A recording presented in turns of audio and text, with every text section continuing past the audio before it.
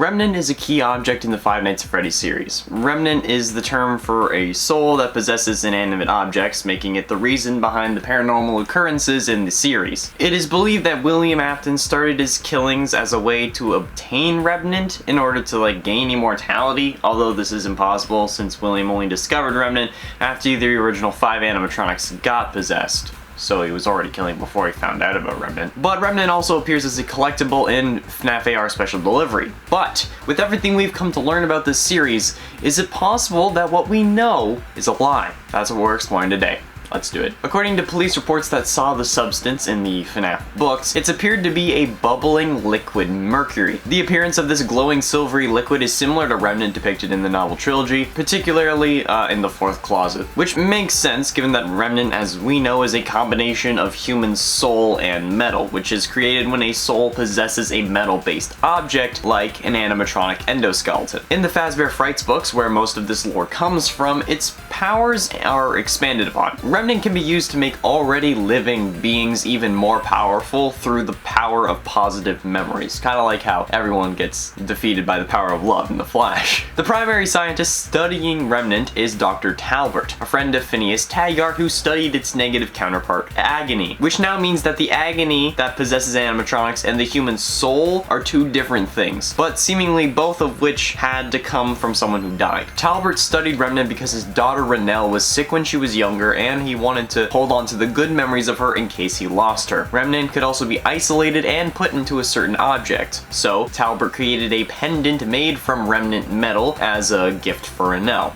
Keep in mind that this Remnant is also just a form of metal. It's kind of like a metal compound, like Damascus steel, but instead of a lot of layers of steel, it's metal and souls melted down, and then that is liquid Remnant, but then as a solid, I guess you could say it's a Remnant nugget. It's unclear how Dr. Talbert got his hands on such a large amount of Remnant, but he had a steady supply that somehow was consistently delivered to his house. This also got the attention of an evil entity named Eleanor, who was introduced, or I guess created in the story, to be beautiful from 1:35 AM, the second Fazbear Frights book. Her goal was to obtain Remnant for herself to become even more powerful, so that she could spread pain and suffering across the world using the power of positive vibes. However, what we currently know about Remnant and Agony tells us that to destroy it properly, we need to burn it. Hence why there have really been so many fires in this series. FNAF 3, 6, and 9 all end with something or someone getting set on fire. FNAF 3's fire was all about dealing with Springtrap, and FNAF 6 was about putting everyone who knew about the atrocities that occurred at Freddy's to rest, and sending William to hell. And then, in FNAF 9, we burn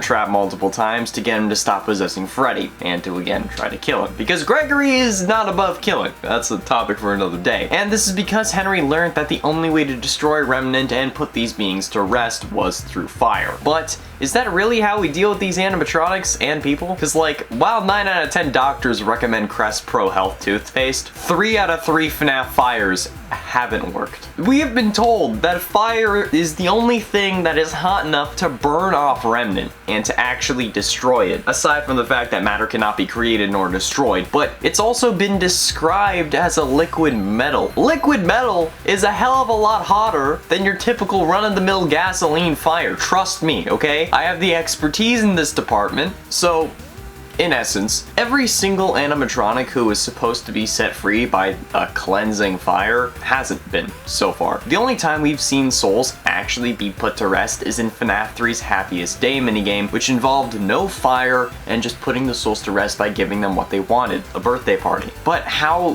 could that be possible? Dr. Talbert wouldn't lie to us. He's researching so his little girl wouldn't die, right? Well, this is where this theory starts to blow your mind. I don't think that Dr. Talbert, as described in the FNAF Fazbear Frights books, is a real person. Or rather, I don't think that Dr. Talbert is truly his name. Let's think about it. Who else do we know with a daughter in a compromising position who would have an endless flow of Remnant from an undisclosed source and a close personal friend working as his opposite? That's right, ladies and gentlemen, William frickin' Afton. William Afton, my friends, is the true identity of Dr. Talbert. William is no stranger to using aliases either. Remember Dave Miller from the Silver Eyes? Exactly. And this connection only gets stronger the more you look at it. See, Talbert's daughter ends up being impersonated by Eleanor, who in the Fazbear Frights books is, like, described to be Baby. She's described as basically Baby, just with a longer neck. So both daughters in this scenario also end up becoming Baby at some point. Renelle through being impersonated, and Elizabeth when she possessed Baby through, you guessed it, Remnant. And Talbert and Eleanor are attacked by the Stitch Wraith.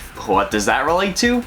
Perhaps the son, who is part animatronic that's been working to undo his father's plans? Michael? Have we seen the animatronics in the games? No, so how can we take any of what's being said in the Fazbear Frights epilogues as fact? The baby blob turned out to be real, but everything else could simply be a metaphor. And Renelle might not even be meant to represent Elizabeth. It could be meant to represent Crying Child, making Eleanor Elizabeth and the Stitch Wraith Michael, and honestly, that sounds like a much more plausible solution than what's being described in these books, especially with the revelation that Gregory could, again, be a rebuilt Crying Child robot, because all these experiments with Remnant worked. If this was truly describing William and Crying Child and Michael and Elizabeth, this would make perfect sense with the story. This is like a recap of what's been going on with FNAF. FNAF 4, Crying Child dies. So William promises that he will put him back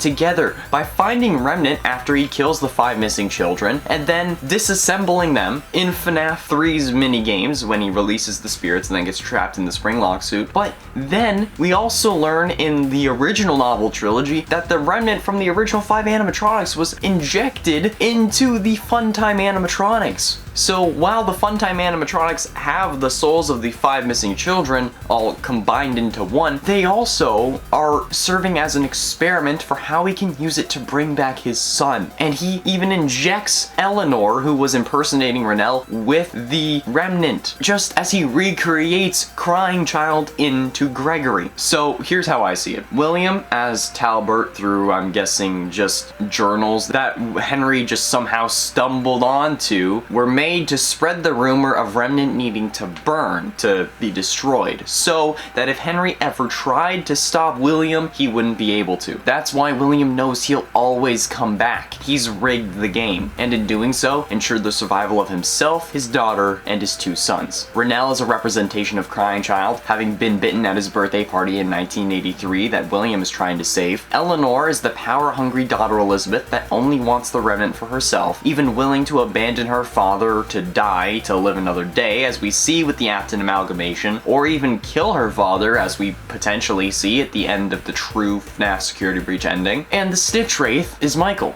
at first misunderstood, killing his creator like Michael tried in the FNAF 3 and 6 Fire, but in reality trying to right the wrongs of his father before him and bring peace to his family. And as we see in Security Breach, they accomplished their goals. Gregory, representing Crying Child, is back. He and Freddy, representing Michael, stopped William, and Vanny, Elizabeth, gets to fight another day. That's all the time we have for today, friends. Be sure you let me know what you thought down in the comments below, and thank you all so much for watching. I have been and shall remain Colin Monroe, and I'll see you in another video.